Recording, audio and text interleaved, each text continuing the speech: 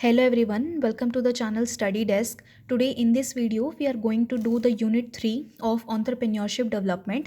We have already covered unit 1 which carry chapter 1 and chapter 2 fully, and we have already covered unit 2 from 10 years book, right? Now unit 3, discuss the various sources of business ideas.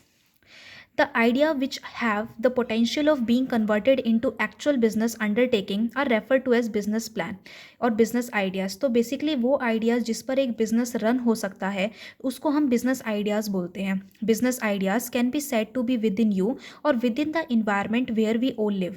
तो ये जो business idea होता है ये आपको या तो खुद से इंट्रोस्पेक्ट करके आ सकता है कि सोसाइटी की नीड क्या है, या आप जो है इन्वायरमेंट में भी जाके सर्वे कर सकते हो. Successful business ideas can be generated from market research where needs and preferences of the financial users or customer can be assessed. तो बेसिकली बेस्ट बिजनेस आइडिया जो है आपको मार्केट रिसर्च से ही मिलेगा, जहां आप एक्चुअलिटी में कस्टमर की नीड को पता कर सकते हो, राइट? तो बहुत सारे सोर्सेज हैं जहां से आपको बिजनेस आइडिया मिल सकता है. First one is look within and discover.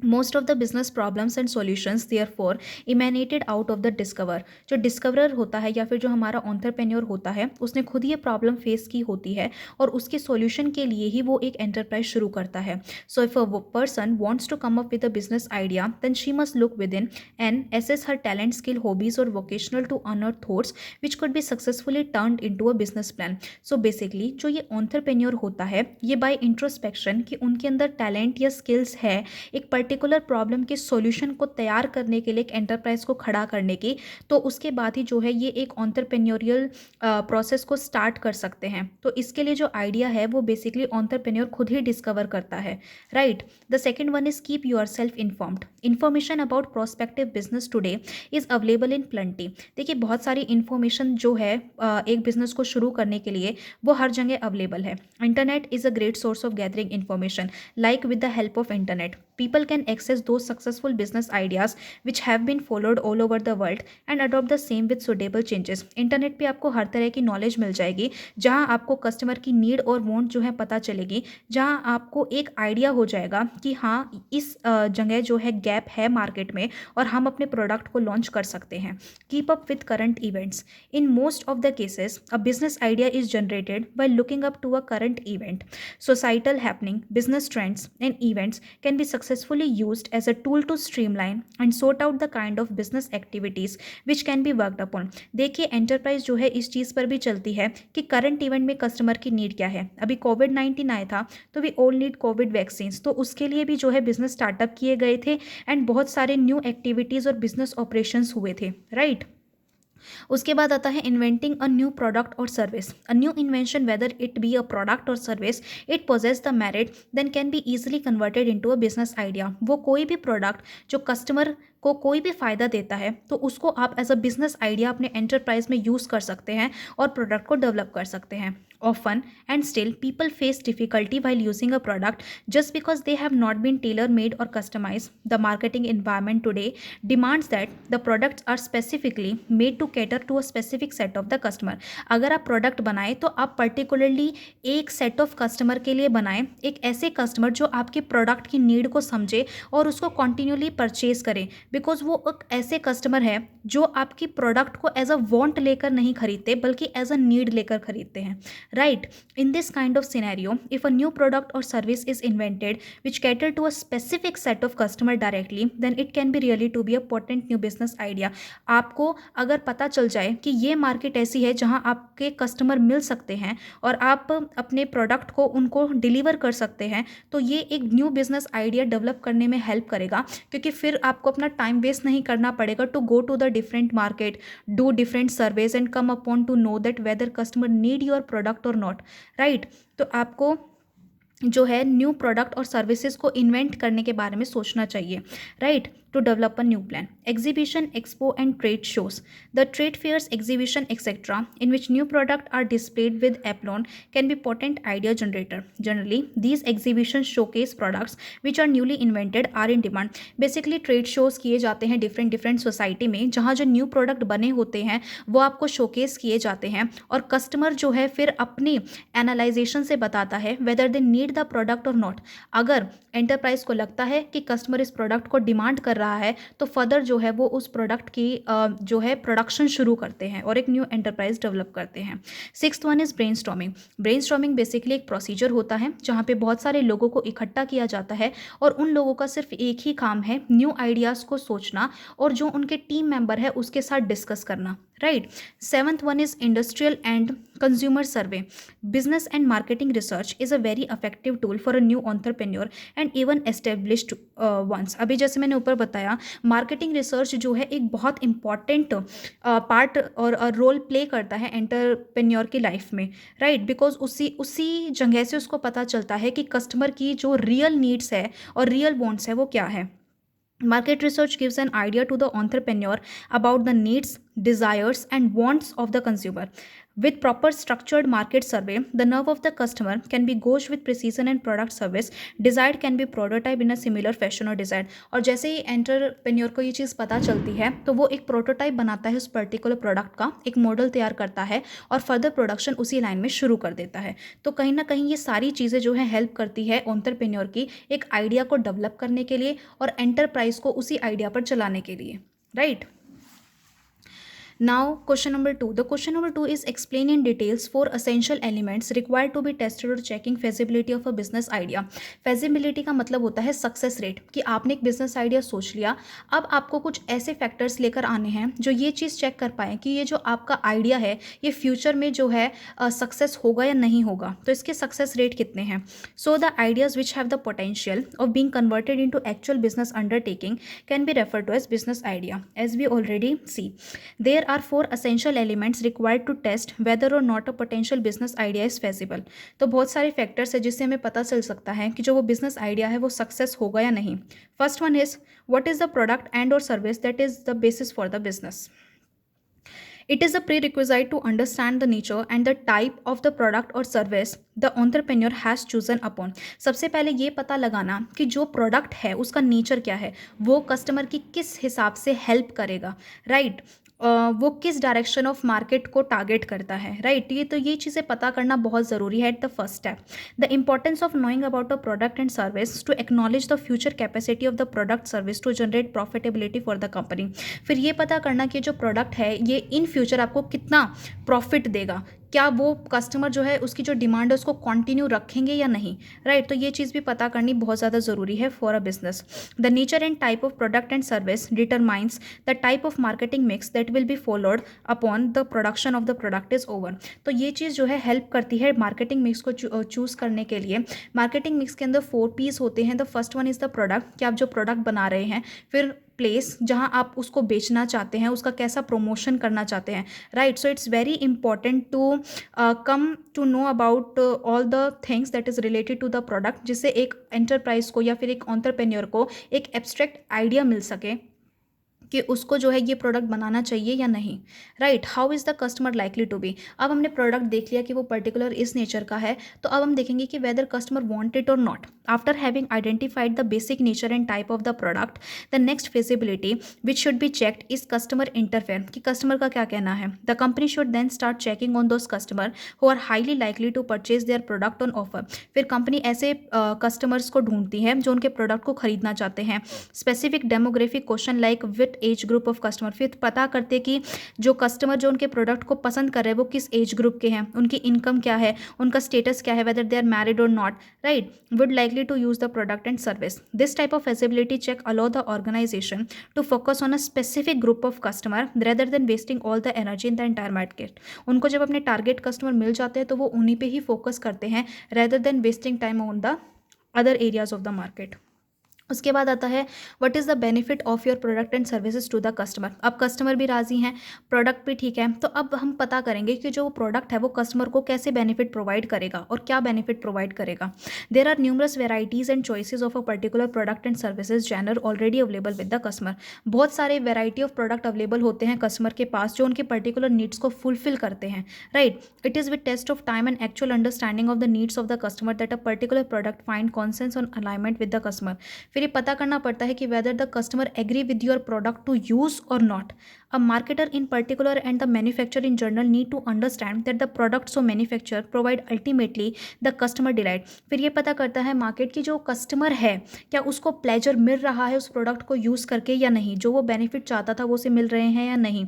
When that a product so manufacturer provide ultimately the customer delight, when a particular customer meet all or his needs with the product and the product perform the expectations of the customer, it actually present the customer with delightful experience. और जब वो product वो same benefit provide करता है जो customer ने उस product से एक्सपेक्ट किया था, तो कहीं ना कहीं वो कस्टमर को एक डिलाइटफुल, एक प्लेजर एक्सपीरियंस प्रोवाइड करता है. How will the benefit be delivered. अब जो बेनिफिट है वो कैसे कस्टमर को डिलीवर किया जाए. Delivery of the intended benefit of the product and services has assumed a special role in the entire business process. जो प्रोडक्ट का बेनिफिट है वो बहुत ज़्यादा इंपॉर्टेंट रोल प्ले करता है for the enterprise and for the customer also, because benefit is the main thing only, right, जिसके लिए वो प्रोडक्ट बनाया गया है. Customers purchase a product after examining the product on the balance of perceived value and cost. फिर customer जो है उस प्रोडक्ट को एग्जामिन करते हैं, उसकी वैल्यूज़ देखते हैं, उसकी क्वालिटीज़ देखते हैं, फीचर्स देखते हैं एंड देन कॉस्ट देखते हैं कि वो किस प्राइस पर अवेलेबल है. When the product and service provide ultimate value to the customer, अगर वो उसको अल्टीमेट सेटिस्फेक्शन प्रोवाइड कर रहा है and the customer perceives the value to be greater than the actual cost when he or she incurring, then the customer goes for product purchase. उसको लगता है कि उसकी सेटिस्फेक्शन हो रही है उस प्रोडक्ट से, तभी वो उस प्रोडक्ट को परचेज करता है. So it is therefore utterly important to access beforehand that how the benefit of the product and service would reach the customer. तो पहले से ये बात पता करनी बहुत ज़रूरी है कि जो वो प्रोडक्ट है वो कस्टमर को कैसे बेनिफिट प्रोवाइड करेगा. उसके लिए एक प्रोटोटाइप बनाया जाता है, एक ऐसा प्रोडक्ट तैयार किया जाता है जो रियल प्रोडक्ट का मॉडल होता है, और जो एंटरप्राइज के अंदर टेस्टिंग टीम होती है वो उस प्रोडक्ट को चेक करती है कि वो जो बेनिफिट है वो कैसे कस्टमर तक पहुंचेंगे, राइट. उसके बाद हमारा क्वेश्चन नंबर 3 है, what do you understand by a business plan and explain the significance of a business plan. Business plan क्या होता है. Business plan is a descriptive presentation of the entrepreneur vision supported by the relevant data and justification. Business plan basically entrepreneur का वो idea होता है in written जो कि वो आगे जाके उस पर वर्क करने वाला है. Planning as such initiative as the conceptualization state itself. Planning का मतलब होता है बेसिकली एक शुरुआत करना एंटरप्राइज खोलने की. It is much more than a mere document. It's not like the mere document.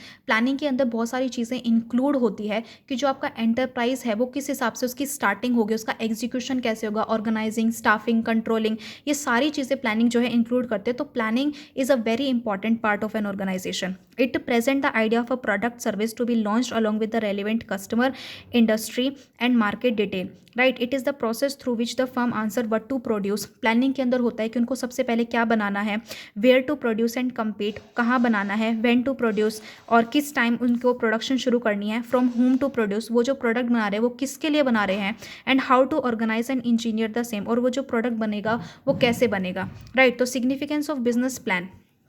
अब बिजनेस प्लान की क्या क्या इंपॉर्टेंस है.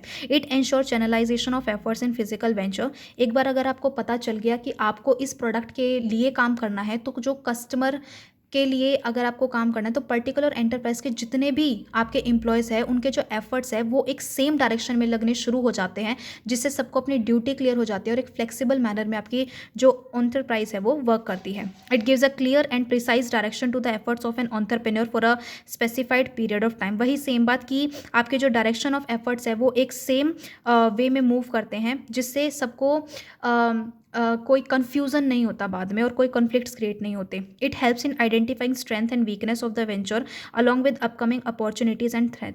उनको ये चीज़ आइडेंटिफाई हो जाती है बाय द बिजनेस प्लान कि उनकी कौन सी स्ट्रेंथ है जो उनको अपॉर्चुनिटी दिला सकती है, या उनके एंटरप्राइज की कैसी कौन सी वीकनेस है जो बाद में उनके लिए एक थ्रेट बन सकती है. It covers different aspect in detail thereby restricting the scope of large gap at planning stage. उनको प्लानिंग स्टेज पे ये चीज़ भी पता चल जाती है कि मार्केट में ऐसा कौन सा गैप है जिसको फुलफिल करने के लिए प्रोडक्ट बना रहे हैं, और उनकी जितनी भी प्रोसेसिंग होती है उसके बीच में कोई भी गैप्स ना हो. For example if they are planning for something and after that they want to execute it, तो उनके प्लानिंग और एग्जीक्यूशन के बीच में कोई ऐसा टाइम डिफरेंस ना आ जाए, जिससे कि बाद में जाके उनको बिफोर टाइमलाइन वो जो है अपनी एक्टिविटीज़ को कंप्लीट ना कर पाए, right. It help in raising funds for the startup. अगर एक बिजनेस प्लान बनाने के बाद आपको पता चल जाता है कि आपके पर्टिकुलर बिजनेस को कितने फंड्स की ज़रूरत है, तो आप जो है फंडिंग के लिए भी जा सकते हो before starting your activities of the business. Performance assessment targets can be fixed in the light of a business plan. आप जो है टारगेट सेट कर सकते हो। It communicates the commitment of the company towards a predefined objective. फिर कहीं ना कहीं कंपनी को अपना एक कॉमन गोल, कॉमन ऑब्जेक्टिव मिल जाता है जिस पे उनको काम करना होता है, राइट। उसके बाद क्वेश्चन नंबर 4 है, explain the content of a business plan. अब एक बिजनेस प्लान के अंदर क्या क्या चीज़ इंक्लूड होती है, देखिए। अब business plan starts with the cover page with company address. Business plan के अंदर जो है आपको कंपनी का सबसे पहले नेम लिखना होता है, वो किस जगह लोकेटेड है, वो एड्रेस, उसका टेलीफोन, फैक्स, ईमेल, उसका लोगो क्या है, कंपनी की वेबसाइट क्या है, उसका स्पेसिफिक नेम क्या है, और जो आपके साथ जो मेंबर्स और इंक्लूडेड है डेजिग्नेशन क्या है उनका, वो किस पोजीशन पे काम करते हैं, उनका नेम ऑफ द इंस्टीट्यूशन क्या है, और from where funding is being sought, आपको जो पैसे मिल रहे हैं वो कहाँ से आ रहे हैं, right. Every business venture is unique and therefore below content should be modified accordingly. तो ये सारी चीज़ें जो आपको लिखनी है। तो first one is the executive summary. A business plan should contain an executive summary. This summarise the key point of a business plan. If you are approaching a bank for a loan, तो आपको बताना पड़ेगा कि आप किस bank से loan ले रहे हैं, या कौन सी ऐसी वेंचर है जो आपकी कंपनी में इन्वेस्ट कर रही है, और बाकी के जो पॉइंट है जैसे कंपनी की इन्फॉर्मेशन हो गई, जो हम ऑलरेडी डिस्कस कर चुके हैं कि कंपनी का name, propose legal structure, right, आपके कौन से छोटे इन्वेस्टर या बड़े इन्वेस्टर का name, brief description of the project कि आप किस प्रोजेक्ट को लेकर ये आपने एंटरप्राइज खोली है, आप लोन कितना ले रहे हैं, आप इन्वेस्टमेंट कहाँ कहाँ से ले रहे हैं, आपकी फाइनेंशियल स्ट्रेंथ कितना, आपके पास कितना खुद का पैसा है, आपकी जो पिछले साल की फाइनेंशियल परफॉर्मेंस कैसे रही, आप लॉस में तो नहीं थे, आप फ्यूचर रिवेन्यू कैसे देखते हैं कि आपको इन फ्यूचर जो है क्या क्या मुनाफा होगा, और any contract that build some confidence on future revenue stream, और ऐसे कौन से कॉन्ट्रैक्ट है जिनसे आपको लगता है कि in future you will get benefit from that, right. और डिस्क्रिप्शन ऑफ मार्केट अपॉर्चुनिटीज़, जो भी आप प्रोडक्ट बना रहे हैं वो कैसे आपको जो है इन मार्केट जो है अपॉर्चुनिटी प्रोवाइड कराएगा, और आपको उस अपॉर्चुनिटी का कैसे एडवांटेज मिलेगा। तो ये सारी चीज़ें जो है आपके बिजनेस प्लान में होती हैं। बैकग्राउंड इन्फॉर्मेशन, एग्जीक्यूटिव समरी में और भी बहुत सारी इन्फॉर्मेशन होती है, जैसे कंपनी का करंट स्टेटस क्या है, जैसे नंबर ऑफ एम्प्लॉयज़ के कितने काम कर रहे हैं, और एनुअल सेल फिगर्स कि आपकी कितनी सेल हो रही है प्रोडक्ट की प्रोडक्ट लाइन कि आपके मेन प्रोडक्ट कौन से हैं जिसमें आप डील कर रहे हो, करंट स्टेज ऑफ डेवलपमेंट की आपकी जो एंटरप्रेन्योर है वो भी स्टार्ट हुई है या ऑलरेडी एस्टेब्लिश्ड है, और आपकी जो कंपनी का टाइप है वो क्या है, भाई आप एज अ सोल प्रोप्राइटर काम कर रहे हो या फिर 2-3 लोग पार्टनरशिप में काम कर रहे हैं, लिमिटेड लाइबिलिटी पार्टनरशिप है, आप एक प्राइवेट कंपनी हो या पब्लिक कंपनी हो। तो ये सारी चीज़ें प्लानिंग में होती है। हिस्ट्री ऑफ अ कंपनी क्या है कि वो कंपनी कब शुरू हुई थी, उसकी मेजर सक्सेस क्या है, आपने कौन कौन से ऐसे जो आपके स्ट्रेटेजिकल एक्सपीरियंस किए हैं in those previous year. Profile of the management team, आपको ओनर के बारे में बताना होता है, बीओडीज़ के बारे में बताना होता है, आपके जो प्रोमोटर्स हैं उनके बारे में बताना होता है, आपकी कंपनी के अगर कोई पार्टनर्स है, अगर आपकी पार्टनरशिप है तो उनके बारे में बताना होता है, और वो किस पोजीशन पे काम कर रहे हैं। मार्केटिंग प्लान में आ जाता है कि प्रोडक्ट के बारे में बताना होता है कि आपका कौन कौन सा प्रोडक्ट है, और वो जो प्रोडक्ट है वो दूसरे प्रोडक्ट से कैसे डिफरेंस है। Question such as why this product is better, क्यों बेटर है, how will the customer adopt a new product, क्यों जो कस्टमर है वो आपके प्रोडक्ट को खरीदे। तो ये सारी चीज़ें भी आपको मार्केटिंग प्लान में बतानी होती हैं। प्राइस के बारे में बताना होता है अपने प्रोडक्ट के, डिस्ट्रीब्यूशन पोजीशनिंग, आप उस प्रोडक्ट को कैसे कस्टमर तक पहुंचाओगे उस चीज़ के बारे में, डिमांड मैनेजमेंट की आपके जो कस्टमर की डिमांड है वो मार्केट में कैसी है, और अगर वो डिमांड इस समय है तो आगे आने वाले समय में आप उस चीज़ को कैसे मेंटेन रखोगे, आप अपने जो आपका प्रोडक्ट है उसमें क्या क्या चेंजेस लेकर आओगे। प्रमोशन एंड ब्रांड डेवलपमेंट, अगर आपका प्रोडक्ट बन गया अब आपको उसकी मार्केटिंग के लिए क्या क्या करोगे, राइट। ऑपरेशनल प्लान बेसिकली आपका प्रोडक्शन से रिलेटेड होता है, जिसमें आप मैन्युफैक्चरिंग प्लान में सप्लाई चेन मैनेजमेंट के बारे में बताओगे कि आप जो है पर्टिकुलर प्रोडक्ट रॉ मटेरियल किस फार्म से किस फैक्ट्री से परचेज करोगे, फिर उसको कैसे प्रोडक्शन में लेकर आओगे, फिर कैसे जो है सप्लाई चेन मैनेजमेंट की हेल्प से अपने प्रोडक्ट को कस्टमर तक पहुंचाओगे। Information and communication technological plan, अगर in future by the help of the dynamic environment अगर टेक्नोलॉजी चेंज हुई तो आप अपनी टेक्नोलॉजी को कैसे सेटअप करोगे। जो आपकी मैकेनाइजेशन है यानी with the help of machines जो आप प्रोडक्शन करते हो उसके लिए आप आप क्या क्या ऑपरेशंस करोगे, टीम बिल्डिंग, आपकी टीम बिल्डिंग कैसे करोगे, नए एम्प्लॉयज़ कैसे लेके आओगे, उनके अंदर क्या क्या क्वालिटीज़ आप लोग देखोगे, राइट। और उन अगर कोई ऐसा एम्प्लॉय जिसको ट्रेनिंग की ज़रूरत है तो आप कौन कौन से मेथड अप्लाई करोगे। इंटेलेक्चुअल प्रॉपर्टी प्लान, अगर आपने कोई भी न्यू इनोवेशन की है तो उसके ट्रेडमार्क कितने आपके पास, कॉपीराइट क्या क्या है और पेटेंट्स क्या है, और आगे आप अपने R&D डिपार्टमेंट में क्या क्या एक्सपेक्टेशंस रखते हो कि वो और क्या क्या इनोवेट करें, राइट। फिफ्थ आता है financial plan. Financial plan related होता है आपकी लाइबिलिटी से रिलेटेड, राइट। सो उसमें करंट फाइनेंसिंग में देखते हैं कि आपके ओनर्स की कितने की इन्वेस्टमेंट है, आपने लोन कितना लिया हुआ है, लाइबिलिटी मतलब कि आपको उधार कितना है, राइट। फंडिंग प्लान में आप फाइनेंशियल फोरकास्ट मतलब पहले से ही प्री प्लान करके चलते हो कि आपकी बैलेंस शीट पे कितना प्रॉफिट होगा, कितने एसेट बचेंगे, कितनी लाइबिलिटी, आपकी इनकम स्टेटमेंट कैसी होएगी, और आपकी जो कैश फ्लो स्टेटमेंट है यानी आपकी कैश रिसिप्ट और आपकी कैश पेमेंट्स, कितना कैश गया और कितना कैश आया, वो चीज़ देखोगे, राइट। उसके बाद आता है एंटरप्रेन्योर में include projecting for future earning. उसके बाद रिस्क एनालिसिस होता है कि पहले से ही आप रिस्क को इवेल्युएट करोगे। इवेल्युएशन ऑफ रिस्क का मतलब होता है कि पहले से ही आप मार्केट रिस्क के बारे में पता करो कि भाई न्यू कॉम्पिटिटर से आपके प्रोडक्ट को खतरा तो नहीं है। ऑपरेशनल रिस्क के बारे में पता करो कि भाई डे टू डे जो है आपके जो ऑपरेशंस हो रहे हैं, लाइक जो आप प्रोडक्शन कर रहे हो उसमें न्यू टेक्नोलॉजी की ज़रूरत तो नहीं है। अगर टेक्नोलॉजी ऑब्सोलेंस हो गई तो इससे आपके प्रोडक्ट को कोई खतरा तो नहीं है। स्टाफिंग रिस्क, भाई आपके जो एम्प्लॉयज़ हैं उनको न्यू टेक्नोलॉजी के बारे में नॉलेज ही नहीं है या उनको कंप्यूटर्स की नॉलेज ही नहीं है, तो कहीं ना कहीं सॉफ्ट स्किल्स की नॉलेज नहीं है, तो ये बाद में आपको रिस्क क्रिएट करें। या फाइनेंशियल रिस्क, भाई लाइबिलिटी है या आपके क्रेडिटर की तरफ से या थर्ड पार्टी की तरफ से अगर आपको कोई रिस्क हो, तो ये सारी चीज़ें जो हैं पहले से ही बिजनेस प्लान में इवेल्युएट करके रखी जाती है, राइट, जिससे कि बाद में आपको कोई भी प्रॉब्लम ना हो, राइट। तो ये जो है आपका क्वेश्चन नंबर 4 है कि आपके बिजनेस प्लान में आप लोग क्या क्या चीज़ें इंक्लूड करते हो।